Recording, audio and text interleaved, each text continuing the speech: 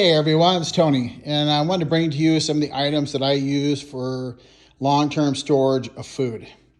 As you can see, here's a few of my items that I've set out over here. First one, how I keep my oxygen absorbers is in a glass jar that seals so they don't burn up in between filling bags. I'll do multiple bags at one time. And then over here, a mason jar. I store rice in these. Pinto beans, noodles, and then what I'll do is I'll fill it all the way up. I shake it a little bit until it gets a little bit to the top. I'll put an oxygen absorber in it, put the lid on. This is a vacuum sealer, so if I put it on there and then turn it on, you'll actually hear it click, and then it'll help take all the air out of the bottle, oxygen. And then this will actually remain tight. And then you just go on here, screw it on, and then this will stay on there. And then I usually just take a piece of masking tape and I'll just put it on here and write what it is. For items that I vacuum seal, first thing I do, this is a bag of flour, is I'll pour the flour in here. And that way it doesn't go all over the place. So when I vacuum seal it, it doesn't go all over the vacuum sealer.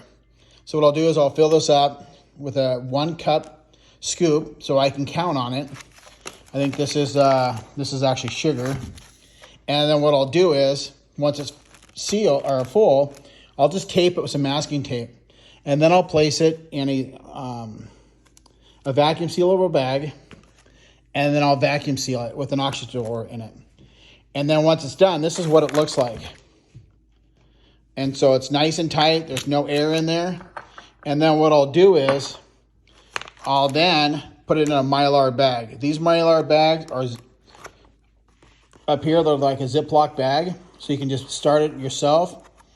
I take a small vacuum that does a vacuum, or I guess a suction for like pool toys, so I can vacuum seal these. I tape a straw on the end of it. I'll draw it out, and I'll seal it. Then I take my wife's straightening iron and I'll seal this and then write on it. You can see this is 12, 26, 23.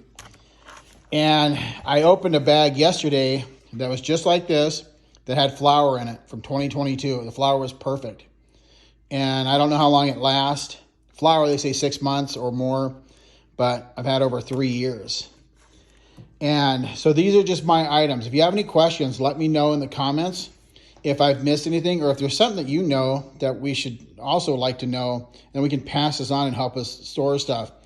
And like I said, mason jars are great for spaghetti noodles, elbow noodles, all that, rice, pinto beans. I store sugar in these because it keeps it dry. Then I put it in a nice dark spot.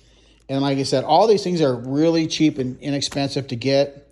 That are pretty readily available. So if you have any questions, hit me up in the comments, and definitely hit a like and subscribe. You guys have a great day.